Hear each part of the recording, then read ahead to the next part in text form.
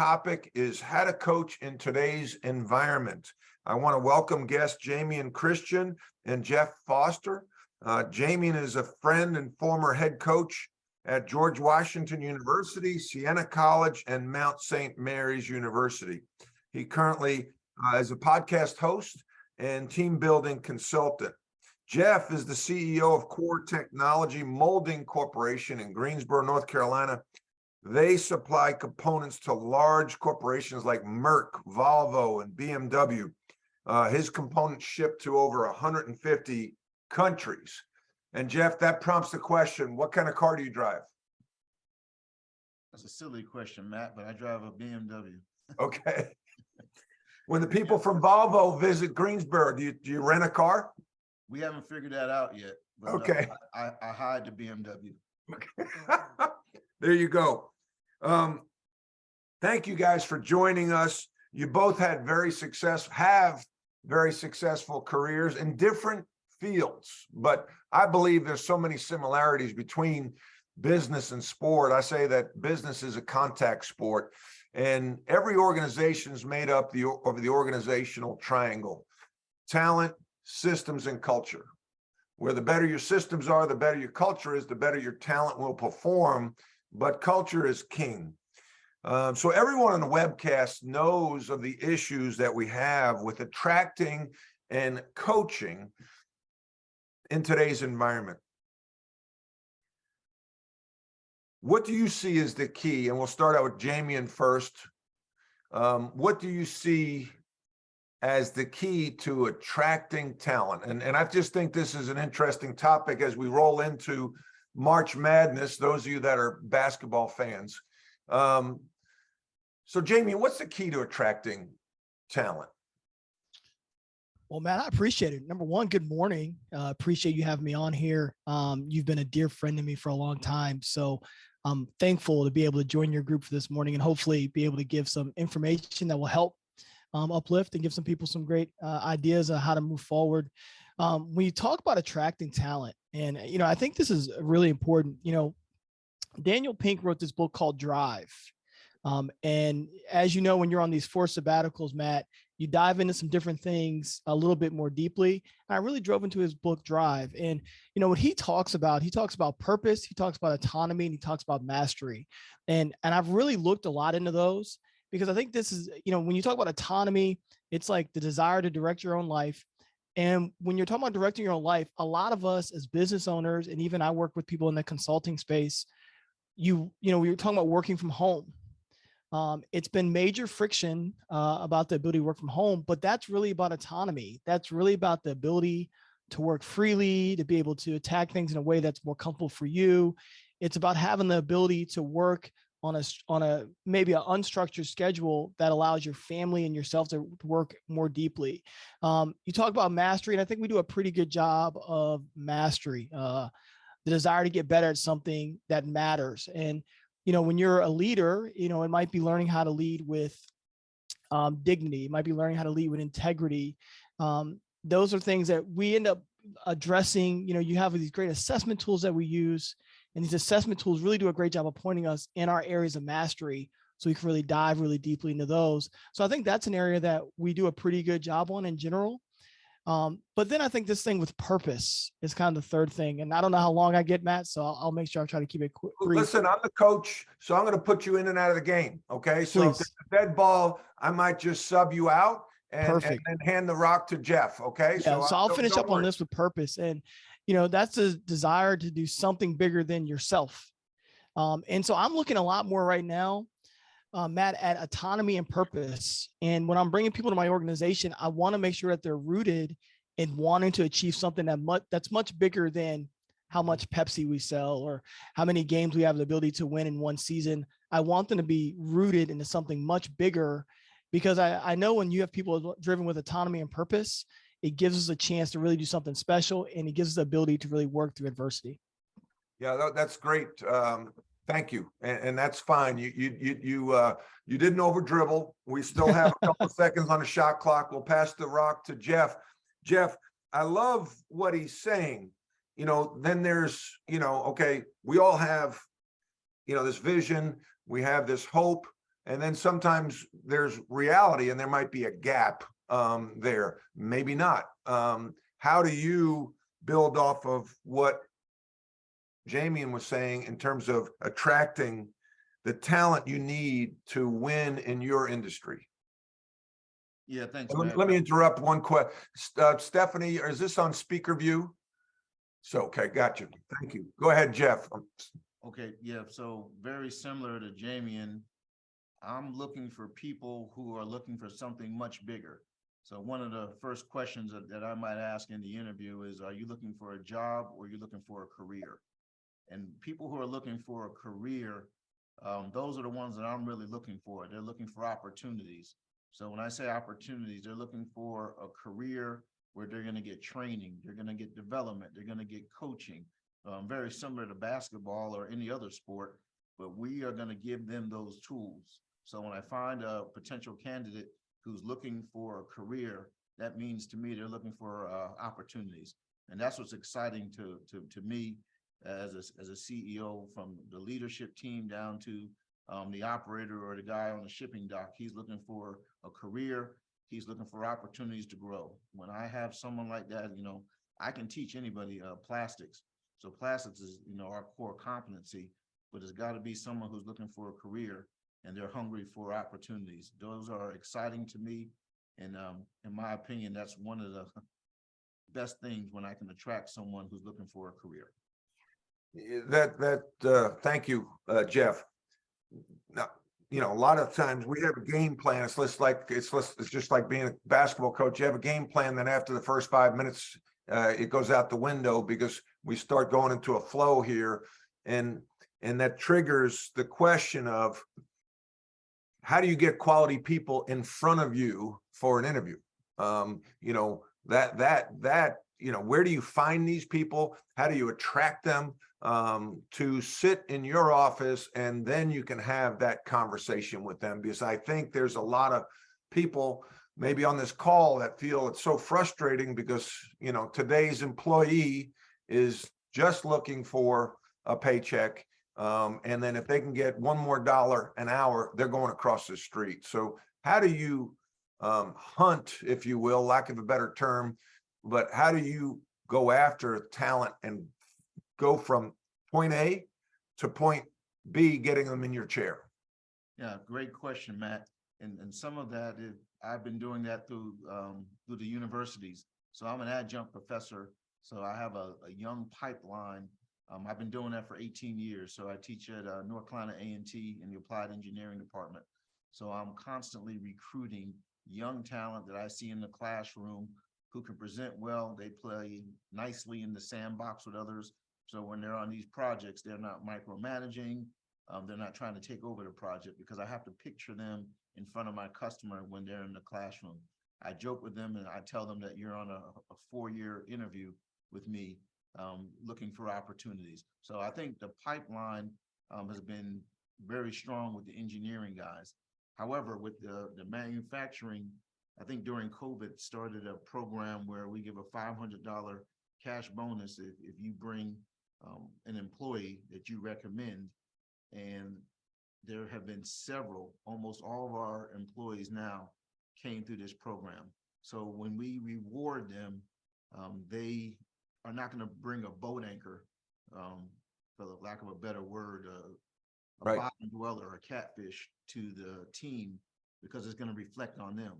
So 6 months later, they get a cash bonus. So there's been, you know, some employees who have bought 3, 4, possibly 5 employees. So we're approaching 50 employees, but the last 20 have probably come through this program where they're getting a reward for bringing talent to the team.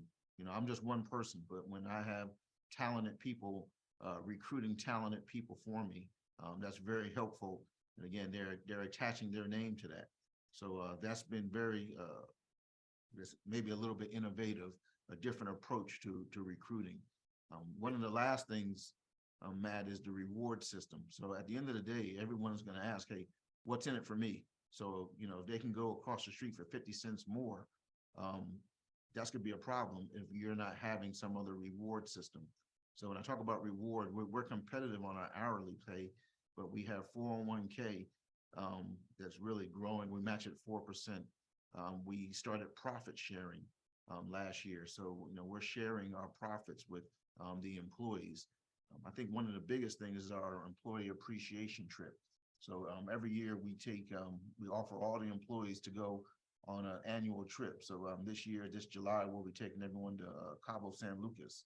I guess the year before we did New Orleans, the year before we did Universal Studios, the year before we did Montego Bay, Jamaica, the year before Dominican Republic, the year before Cancun, the year before Royal Caribbean Cruise. So my point is we have some other perks. And I think that reward system, if someone's going to go across the street for 50 cents more, they're going to think about it a little bit more. Hey, I'm not getting that training, development, coaching across the street. Hey, I'm not getting profits from the company that's, growing at 300%. Those things are going to be, I guess, a magnet to keep talent, where they're not going to bounce for a small increase, provided they have a new facility, a state-of-the-art facility, and they're getting other rewards that go a long way, Matt. Yeah, no, it sounds, I'm going to fire up my resume and I'll be emailing it to you this afternoon. You're always, ABC, always be closing, right?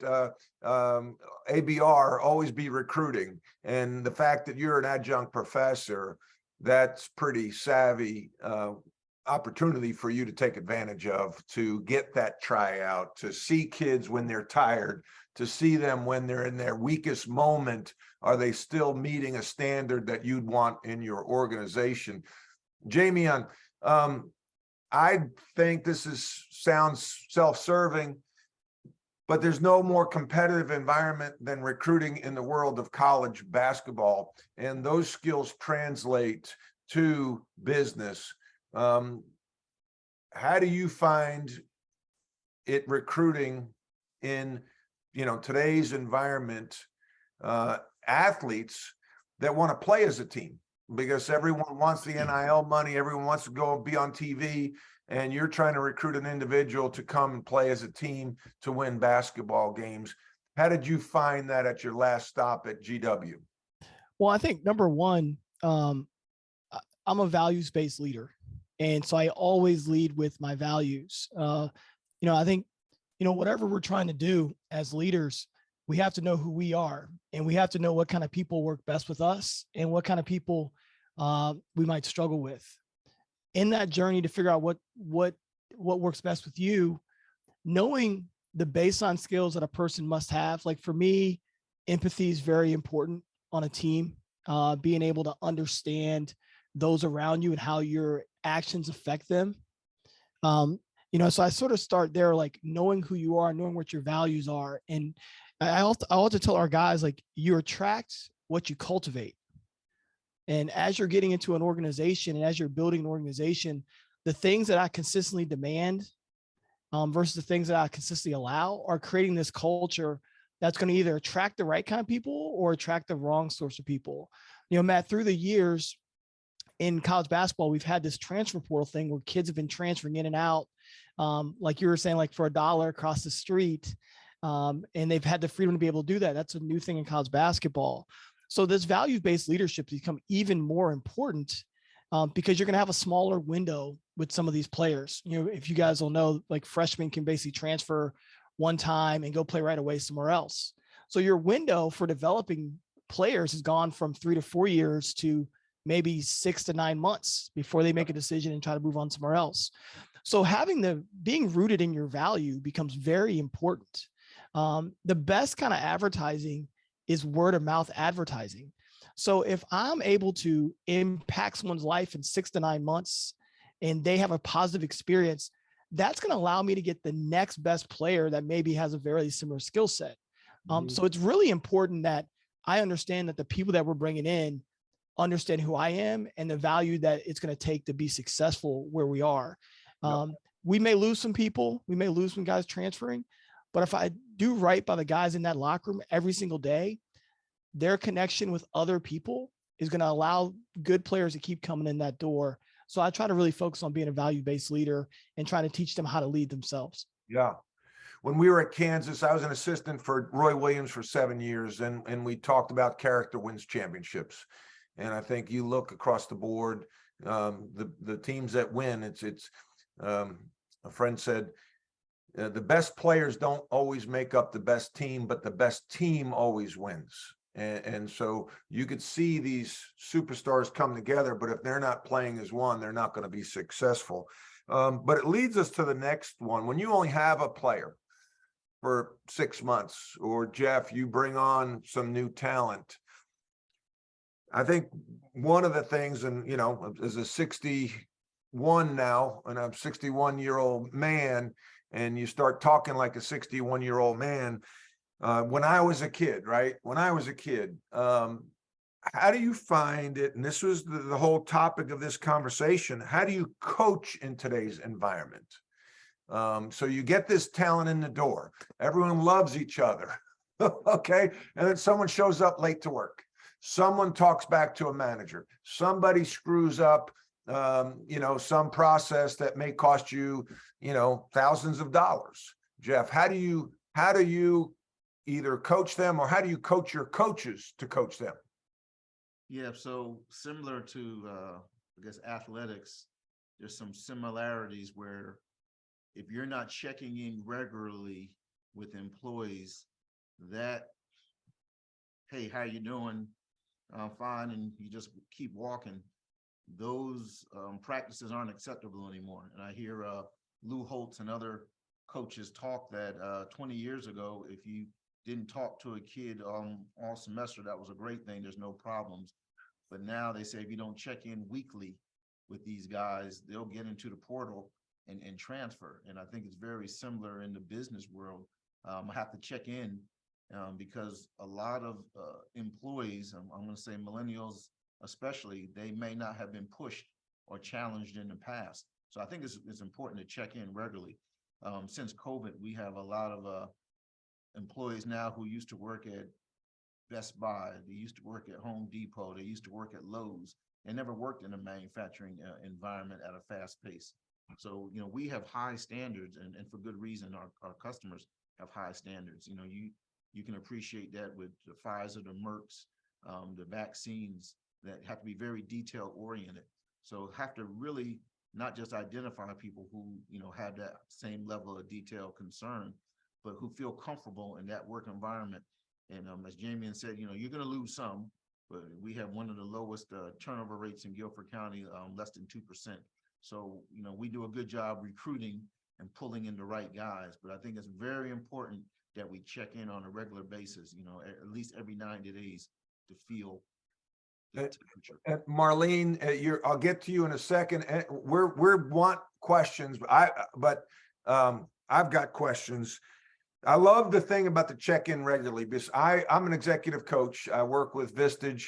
I have about 40 clients, and sometimes people are afraid to, you know, if you're the boss and you're going to bypass middle management to go to the frontline worker, sometimes the CEO feels guilty about doing that, or the middle manager is uncomfortable doing that. I stress that all good business relationships have some tension, you know, trust but verify. And I go back to your life's impacted by three things: the books you read, the people you meet, and the trauma in your life. And I'm trying to bring people here in this forum. Dwight Eisenhower would go to the front line and check on his soldiers. You know, how are your shoes? How are your socks? How's the food? And then report back maybe to middle management, and not be afraid, because they need to see your face, Jeff, as the CEO of the company. If you could go by and spend 5 minutes with a frontline employee and remember their name, their wife's name, their son or daughter's birthday, and walk, they'll say, dang, you know, he cares. Can you talk more about that? How do you communicate with your middle management that this is something you're going to do on a regular basis? You know, it's got to be part who we are. And if there's issues, I'm going to report back to you and we'll figure it out. But that's the trust you have to have and they have to have in you. How do you develop that? Yeah, so great question, Matt. And I think the culture here, if you guys visited our facility, you would see the culture. So it really got even stronger during COVID, where, again, we're not just saying, hey, Matt, how you doing? Yeah, I'm fine. We're asking a little bit more. Hey, how are your kids doing? So we go to elementary schools, we get involved in the community with the employees, go to their kids' graduations, go to their swim meet, go to their sporting events. So they see us, and it's not just in the workplace. I think when people at work see that there's a life outside of work and we want to be part of that, they consider us family. So even though we're growing to 50 employees, it's still a family environment. And I think when people see you really care, not just about how many parts we made today, but hey, we're coming to your kid's wedding. We're going to, unfortunately, a grandparent passed away. We're going to funerals as well. It's not just work in the facility, but they see that there's a culture here where we're a family. It was amazing. I've attended some employee family funerals, and we had more employees than they had family there. And at the end of the day, that goes a long way. They see that we care about them, and it's not just work only. So, setting that culture has been very key. That even the next level of my leadership, I expect that from them. So in their review, I'm asking them, hey, how are you building relationships outside of how fast did the machine run?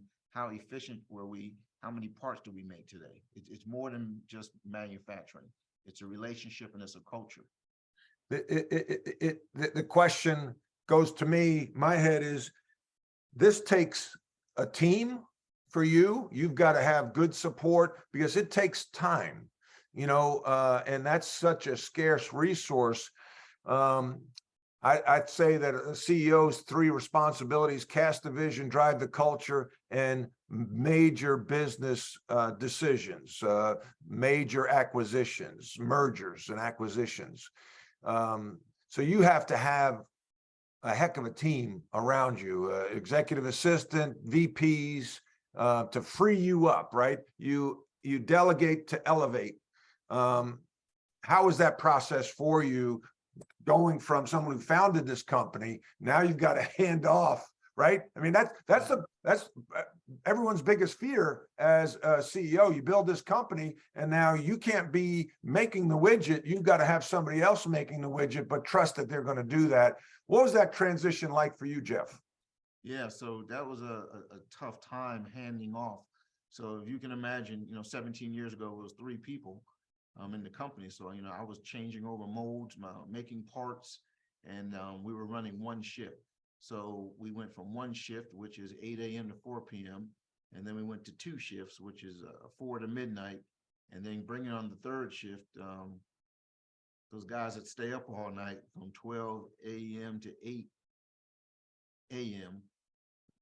Growing was very difficult. So, getting involved, I was there on 2nd shift. I was there on 3rd shift to see the guys, see that I cared, and then going to the weekend shift, which is probably the biggest challenge. So we operate 24/7, where we have a crew that works Friday, Saturday, Sunday, or Saturday, Sunday, Monday. They work 2 12-hour shifts.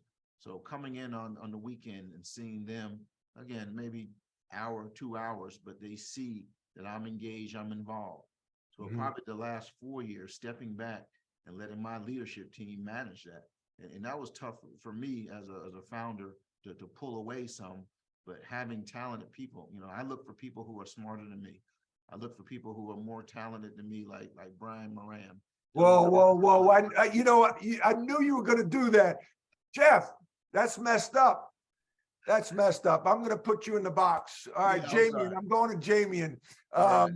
Jamion, how do you hold today's player accountable? Yeah, well, number one, you guys kind of hit on something that I love. I think it's really important to build a system that allows you to connect. And when you're able to build this system that allows you to connect, everyone in the organization is now connected to the top, and everyone in the organization now connected to the bottom. And that breeds a level of transparency that makes everyone super comfortable. You know, when everybody knows everything that you have on the table, everyone feels really comfortable and everyone feels really vulnerable to give their very best. So I love the idea of building out a system. You know, Matt, you and I have obviously worked in college basketball. You're dealing with a lot as the head coach. You have your recruits, you have their families, you have your players, you have their families, you have your coaching staff, you have their families, you have your internal administration that you have to work with. There's a lot of things coming at you that have different functionality that you have to be able to manage. So a system becomes really important. I think sometimes when we talk about building a system, we think of it being so rigid that it lacks for vulnerability. And I think at the beginning of anything, you get a chance to design what kind of system that you want and why it's super important. So when we talk about, and this will go into our accountability, when we talk about our system, it really starts with the way that we're going to connect. So certain players like to text more, certain players like to call more, certain players use Snap versus Instagram, whatever it is. It's our job as a leader to figure out what's the best way to connect with them and to consistently message them in that way. Now, we have a baseline that we operate as a program, right? So there might be email for some people, it might be Slack for some, whatever that is. So we're going to have a baseline. Hey, when we react to you on this, we need your response. We need to know you're there. But if it's something that's really general, like something you're talking about, like something on social media that they really enjoy or a musical artist, then we really encourage our coaching staff to reach out to them in their platforms where they're comfortable.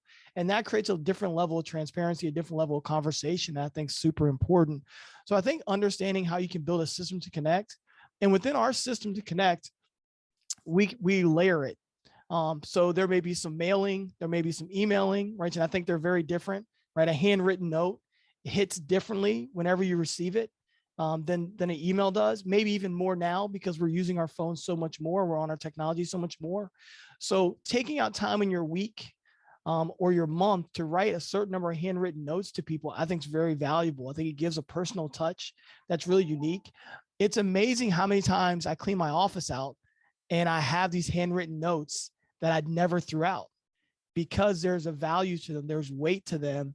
And every time that I pull out one of these handwritten notes from someone, even if I've moved offices 3 or 4 times, I take the time to read it. And then I send a text out to say thank you, or I write a handwritten note in return. Yep. So I think thinking about the ways that you want to communicate within your system, I think super important. And thinking about that at the very beginning. So when we talk about accountability, I talk about accountability is love, and love is accountability, and accountability is love. And for our players who are really diving in there, I mean, our guys are 18 to 24 years old. I want them to know that I, again, as a value-based leader, that I care about all of their needs and I want to try to help them move towards their dream. And therefore, the accountability factor within our system of how we're going to operate, I actually don't call it culture, Matt.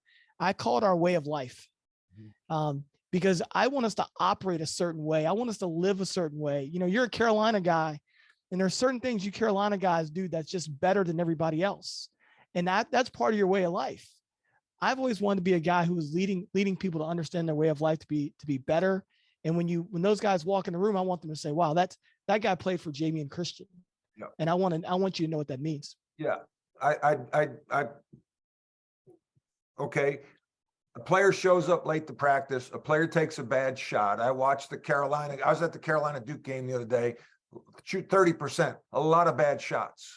I think sometimes people in today's environment, business or otherwise, are afraid to pull someone out of the game or pull someone off the assembly line and have a crucial conversation with them. Geoff and then Jamion, about 2 minutes each, and then we're going to go to Marlene, and I'll skip over Brian, and we'll go to David Force. Yeah, thanks, Matt. And this is accountability. I think what's important is clear goals and realistic targets that are attainable. I remember when I worked in corporate America, I get frustrated. I would feel like my boss was dangling the carrot. Hey, you got to do this. You got to get a master's degree. You got to get an MBA. You got to get a patent. And when I got those things, it was like, okay, great. But it was really no reward system. And it was something that they were just dangling a carrot to put it on a review that you needed to get these things. So I think for accountability, it's got to be realistic targets, and it's got to be stretch. It's not just what everyone else is doing. These are your targets. They're individual for you. They've been personalized, and it's very important that you reach these goals. If you don't reach these goals, there are some repercussions as well, where we're going to have to put you on a development plan. And the development plan is not where you want to be, because now we're starting to look at, okay, if you don't hit this plan, how are we going to move you out of the organization? So I think it's very important that it's very clear. One thing very similar to sports is our employees have to be disciplined. You can't give me 85% all week, or you can't give me 100% 4 days a week, and on Friday you go to sleep at the wheel. If we get dust into a vaccine, if we get dirt contamination into a vaccine that could kill an infant, we're going to make 25 million plunger rods for infants alone for chickenpox, measles, mumps, rubella. So I think it's very important that we're disciplined, but we're consistent. We have to send a consistent message that if someone is not doing what they're being asked to do or what they're saying they're doing, there's repercussions. So, we're not looking for just a punitive system, but we reward. But if you're not doing what you say you're doing, there's going to be an issue. So I think it's very important that we're consistent, but we're disciplined. And I see the same thing in sports with guys who foul out of the game, guys who get in personal fouls because they're not disciplined. They're hot-headed. Those guys are going to cause you to lose a game. Yeah, we can't afford that. Jamion, how do you hold people accountable? And, we've been there, right? You say you're going to do this, and then the motion of the game, your best player is taking a couple of bad shots. You promised him, he thought he was going to come in and be the star. You got pressures from the AAU coach to play him because that AAU coach has some other players that you want to recruit. So you're thinking during real time in the game, do I pull him? Before the game or before the season, you're like, I'm not going to put up with that. And all of a sudden it's here. Yeah. What are you going to do, Jamion, and how do you do it? Yeah, I think number one, it's defining what a bad shot is, because for each person, it's different. So we actually spend a lot of time on the front end. We use a lot of metrics. We use a lot of metrics for what success is and what success isn't, right? So ball screen offense, ball kicked out to the corner, that's a 38% shot. If you're shooting 35%, that's failure. 38%, you have to shoot 38% on that open look, whatever it is. So we put those metrics around. So every one of our players understands those metrics. They understand what the expectation is, and they understand where they need to be at. We also created a training program that targets those areas that we need to be in, right? So if you're going to take, any 3-point shot, you've got to shoot a certain percentage on these type of opportunities throughout the preseason, throughout the summer. And we keep a leaderboard all summer long, all fall, throughout the fall, that tells you where guys are. And, in basketball, maybe it's a little bit, I wouldn't say it's different. It's all 80-20 principle, right? So, you get 80% of your profit from 20% of your workforce, right? So I know that if I'm going to allow someone to take threes on a team, that's 4 guys. They're going to take threes for us. Mm-hmm. So I want to make a competitive environment to be in that top 4, to have the opportunity to take those kind of opportunities. I'm not going to let everybody have the same baseline. That baseline moves depending on what your skill set is. So I think number one, when you define what a bad shot is, a bad shot for a good player might be a good shot if he shot that percentage a lot of times and everybody understands it. Do I pull them? If they take a bad shot, what I would consider a bad shot, 100%, and I pull them quickly because I want them to know where. Again, we talked about stretch. There are certain areas where you can stretch, and there are certain areas where you don't have flexibility to stretch. And so I'm going to pull to hold you accountable, to reset you, put you back in the right place, but then I'm going to put you right back in there and give you another opportunity. One thing I learned from my first head coach, the ability to forgive is more important than the ability to punish, because when you forgive and you give them another opportunity, that gives the person you're working with the ability to grow. Mm-hmm. If you punish and they don't have a chance to respond to it, they're never going to grow. They're going to be stifled by growth. So punish, forgive, and allow for that growth to happen. That's cool stuff. That's great.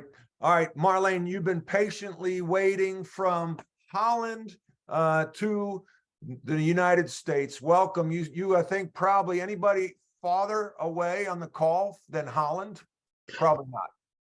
All right, Marlene, it's your floor. Go ahead. It's my international moment, right?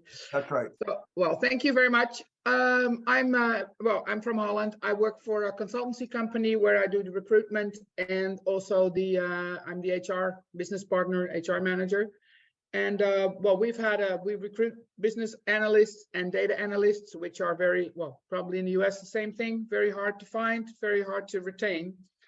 So I heard a lot of things that we do as well that help. In recruitment, we got away from traditional recruitment companies who recruit because they just want to place someone in your company. I do all the recruitment myself. I make the messages personal, so people feel that when they come to talk to us, that they recognize the style of how we communicate, and that it's not different from the recruiter that first contacted them. And well, in our company, we do offer a compatible salary, but more so we offer them education and personal coaching of senior managers or of basically of the management team. We know everybody by name, and as Geoff said, we know, well, their lifestyle, when they get married, when they have children, when there's problems in the family, it's all open to talk about. And I see that helps in retaining people, and that they don't run away for a couple of bucks extra because they like that personal approach. Yeah. What we also like to do is like a gap analysis of their education. So we don't have a standard program, but with each employee, we do a gap analysis of what they need, and we make a personal educational program for them, and they can choose the learning style as well. So some of them might learn from through webcasts or online. Others prefer to go to a classroom, so we facilitate that. And we do weekly or bi-weekly just little checkups with them, and once a month they have a talk. So there's not just once a year or twice a year a meetup on see how the performance in the performance management, but that's based on maybe like 12 meetings a year. Okay, let's do you have a question for either one of them? Or let's I'm gonna put you on the clock. 10 seconds, Marlene. You are a basketball player, Elon, so you understand time and score. Go ahead. Do I have a question? Well, I would like to know, I heard a lot of good things, but I also see that's different in the US in well, not punishment, but the discipline, I think, is different than from in Europe. So maybe you can tell me a little bit more on how to discipline on Okay. well, on non-performers. Okay, I think that was addressed. Geoff addressed that about the development program, and you don't want to be in that program. So we're gonna move to Brian. Brian, you know, from Hohokus, New Jersey, Chaminade Flyers. I have to admit, Chaminade beat my Holy Trinity Titans last week, and you didn't gloat. I find that very unusual. But anyway. What do you have for us, Brian, in about a minute or less, because we're down to 21 minutes.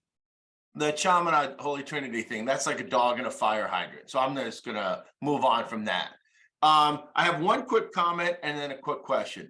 So what's interesting, Mike Tomlin, the coach of the Pittsburgh Steelers, I love this quote by him, and he talked about his players and player development and working as a team.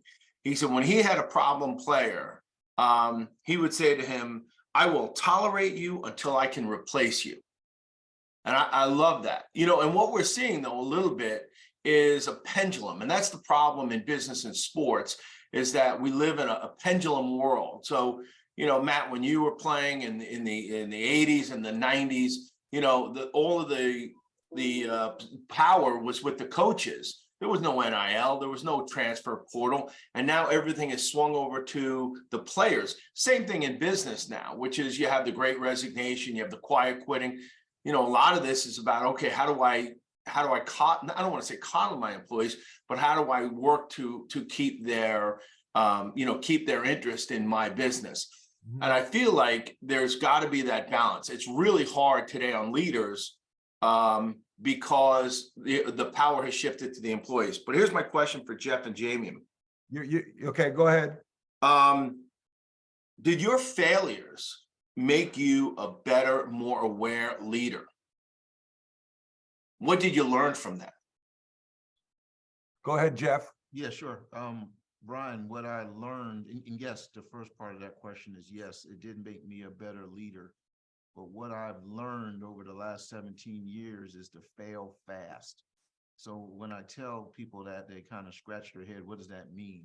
So if you're collecting data, if you're trying to figure out a problem and you get the answer, it's not the answer you hope for, but it's the answer, and it's not positive, and it was a mistake, it was an oversight, move on to the next one. Don't get in this paralysis analysis of data, because you already have the data in front of you.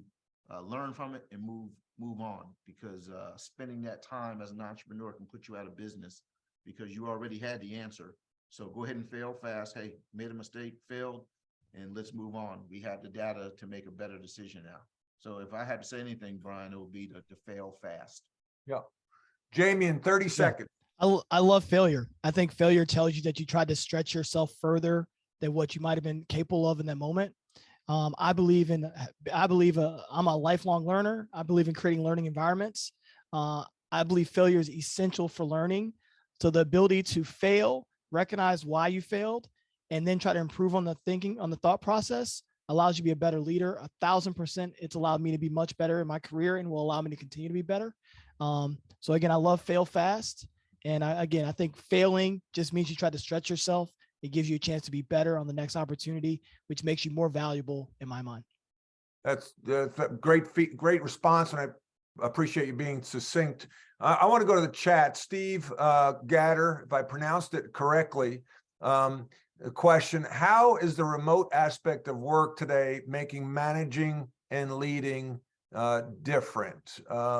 I'll go to Jamion first, and again, 30 seconds if you don't mind, and then we'll go to Geoff.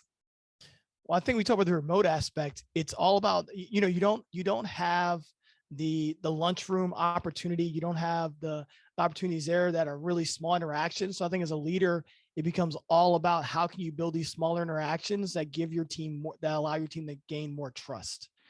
And that's really, honestly, the biggest challenge. People might work better from home in some areas, but the connectivity they're going to have with your group and with you is going to wane unless you can find ways to do some retreats and some, I would say, probably monthly activities that brings everybody together that are really challenging in nature.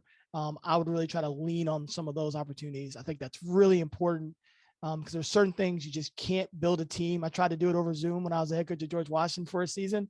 You can't build a team over Zoom. You got to find a way to get everybody in the same room together. Yeah, I think the company should invest in keynote speakers like Jamion and me. And I just so happen to have my agent, 𝗚𝗲cie 𝗿𝗵𝗿, on the line. So selfless plug.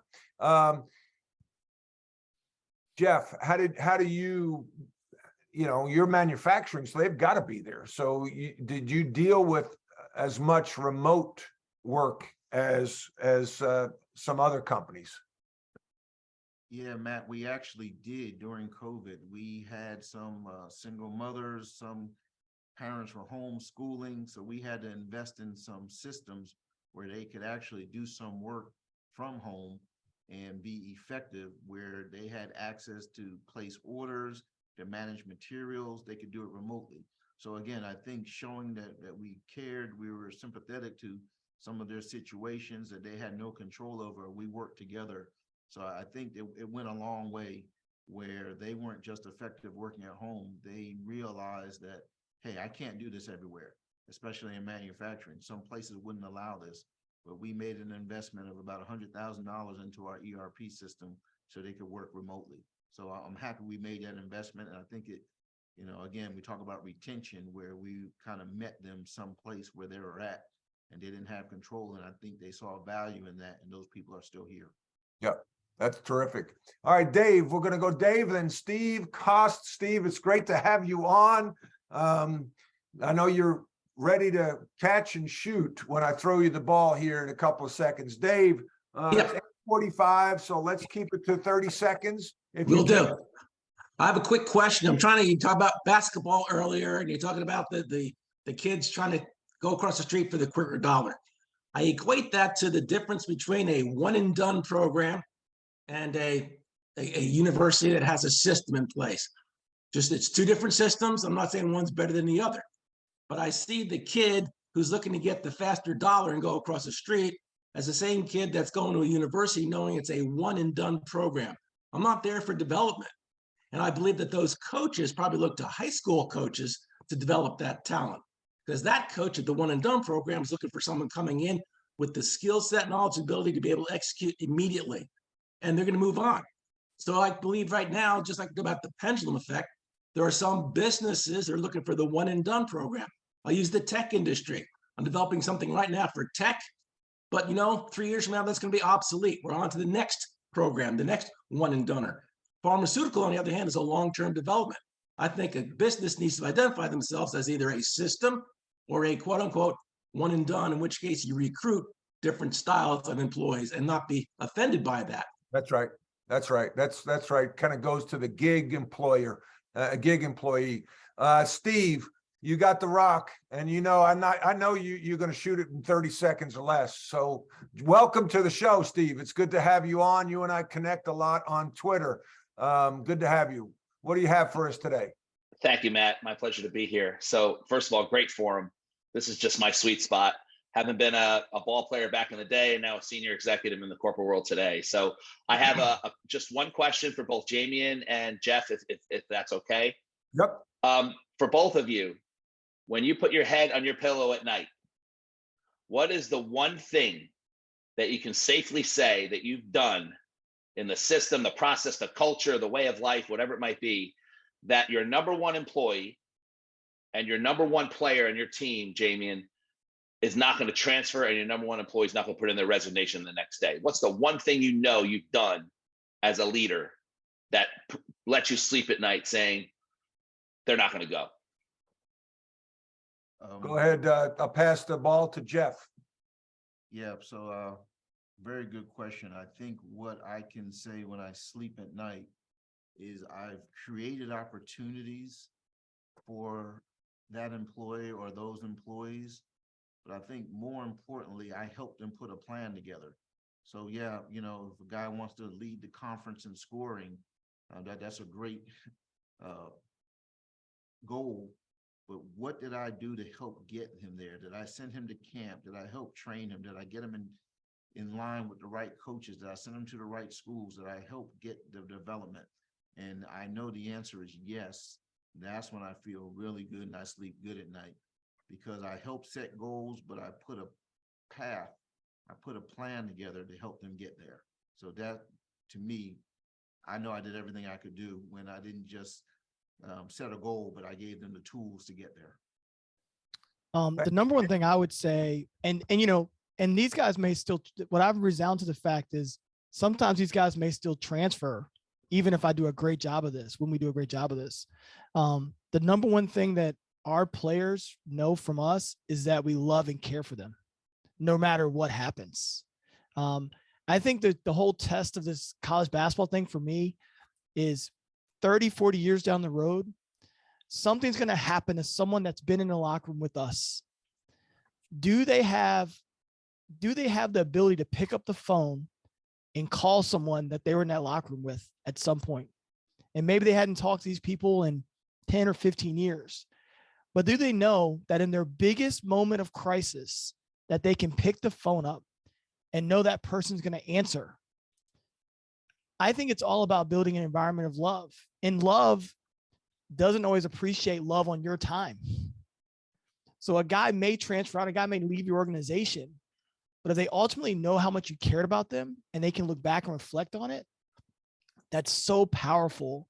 And so I would say the number one thing that I put my head down at night is that our players know, and people in our teams know, that we love and care about them, and we fight for their dreams on a day-to-day basis, whether they're with us today and not with us on the next day. Yeah. I mean, how many times Jamion, I've had conversations with players that are 40 years old, Yeah. and they look back and they say, you know, I wish I never left. Yeah. And you know, listen, we were that age, and the brain just doesn't work real well in the 18 to 22-year-olds, and they make decisions, and you know, they look back and say, Coach, I wish I would have stayed, or you know, you were right, or you know, and on the flip side, I've had to, you know, as a young head coach, I call them coaching scars. You know, I've had a few coaching scars, and I've had to apologize to them. Hey, Matt, can I add something quickly? Sure. Two of the things, talking to really, really good executives, having a strong training program that allows for you to train people early in their careers, that allows you to then pick who elevates to the next opportunity. The second thing I think is really important is the ability to take retreads. And a retread is someone that you might have trained in your training program or elevated up and they left your company. The ability to take a retread who understands your culture, but has now gone on and learned something different and recognizes that what you were doing there was different and better, Right, really can give great value within your organization. So those are two things that I think are really super important. Yeah, no, I like the idea of a retread, because there are people that think the grass is greener, and all of a sudden they realize it's not. Yeah, that's terrific. I appreciate that. Adam, you had your thumb up, and I think you put a couple things in the chat. Feel free to, you know, I think you got some good thoughts and some good chats. Would love to get what you're thinking. You said while it was typing good stuff, the pendulum analogy. What question or comment might you have? I was, thank you, Coach. I was cheering on Brian's comment about the pendulum and the power of the shift of the power of has gone to the employee or the candidate. I'm sorry, I'm celebrating Brian in front of you. Yeah, that's not good, man. I feel the like I'm getting undermined here. Brian is doing some work behind the scenes, and I don't appreciate it. And I'm going to the front line, and I'm going to have conversations with you guys, and there might be development programs for each and every one of you. You're not going to like it. That's how I'm coaching. The other comment was to recognize Jamie and what he just said about love. You know, it really is that really touched me, because the earlier in my career, probably in my 20s and 30s, I had I didn't sleep well at night, thinking that people were going to leave the company or leave my team or whatever it might be. And but now I sleep better when they come to me and say, hey, listen, I'm not happy, or something needs to change because I'm thinking about going to get another job because of it. Well, that's great. Let's talk about it. Maybe I can even help that person go find another job if that's not the right place for them. And that can only happen with a loving culture or a good workplace culture where trust is built. So all of this was just phenomenal. And I was putting my thumbs up to let you know I was feeling pretty good about all that. Thank you. And Adam, can I ask you a question? Sorry, man. I'm not Of course, sir. Adam, can I ask you a question? How many times do you have those conversations and it's only about money? Yeah. I hopefully less and less, but it was, I'm in the hospitality business. I grew up in hotels and restaurants, and mostly hotels. And it's actually, the world will say that, oh, I'm leaving for $10 more or 10 cents more or whatever, but it really wasn't actually about that. It was the attention that I or somebody was receiving from the outside world saying, you have better opportunity here to get not 10 cents more, but might be $100,000 more or whatever it might be, right? So it was like if I saw a better opportunity out there, I was getting attention, and that person was saying, come over here. And so, but at the end of the day, hey, listen, we all need to pay our bills and make a paycheck and create a sustainable environment for all that. So yeah, that's interesting. It's money can be the base of it, but then there's all this other stuff that's the flowers, right? That we can all enjoy. Thank you. Thank you, Adam, and good question, Jamion. Often I talk about the 6 no's of leadership, and one of them is mining for the truth. And someone might tell you, I'm leaving for more money, because that's an easy out, as opposed to saying, I don't like the culture here. And so are they really telling you the truth? And I think that's something I've learned to improve on, to find the truth. I had somebody leave my group, one of my Vistage groups, and I called them and I had to set a tone that they would tell me the truth, as opposed to, you know, just saying, I don't have time, or I don't have the money, or they told me why they left. And I believe it was the truth. And I had to create that environment. And when I was a head coach, too many things on my plate, going too fast. I remember standing over at 6'7", standing over the desk of one of my assistants and saying something like, you know, Tommy's doing well in school, right? And I'm nodding my head and I'm looking at them and I'm going real fast. And they say, yeah. And I walk out of the room and I know he went to the other assistant saying, man, coach came in to check on Tommy's grades. And, you know, Tommy's getting ready to flunk out, but I couldn't tell coach, you know. So do you create a safe environment to mine for the truth? Now, I don't know why I'm going to do this. I really don't. But I'm going back to Brian Moran because he raised his hand. Go ahead, Brian. Yeah. So I think there's a real important, so when we talk about like getting to know your employees holistically, that's like a full-time job. So you have to be prepared. You can't just dip your toe into your employees' private lives and say, you know, how are you doing? How can I help you? How can I help you grow as an employee? There's a world for leaders and there's a world for bosses. I've had horrible leaders and great bosses. And so that's an important distinction in the type of company you want to run. If you're a boss and you say, look, I'm held accountable to my stakeholders, and this is what they expect from me, and that's all I care about in this company. I'll make you a better, you know, I'll help you increase your skill set. I'll make you a better employee. I'll elevate you to manager, but I don't have the bandwidth to dig into everybody's personal lives to find out why they're not functioning, you know, after 9 to 5. As long as you as a leader in that company or a boss in that company identify expectations, you could be a great boss and say, look, if you've got problems outside this company, go see a therapist, but don't bring your problems to work. I need this to run as like a finely tuned automobile. I think that's okay. That's okay for people in business, as long as you set the expectations accordingly.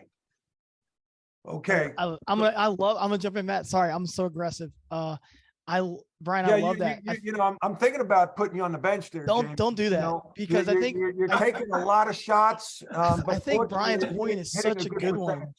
Brian's point is such a good one in how organizations can show care in different ways. And I think a lot of times when you talk about love, we all take the word love and we turn it into whatever we want to spin it to. But as a leader, your ability to show love comes in different ways. And the access to therapy and creating an environment where that's acceptable is super, super important. Okay, we got 2 minutes. Jamion and then Geoff. Impactful books that you have read. Again, your life's impacted by the people you meet, the books you read, and the trauma in your life. And, you know, I know it's a given. You're going to say Rebound from Pain to Passion, written by this unbelievable author. Let's not talk about that book right now.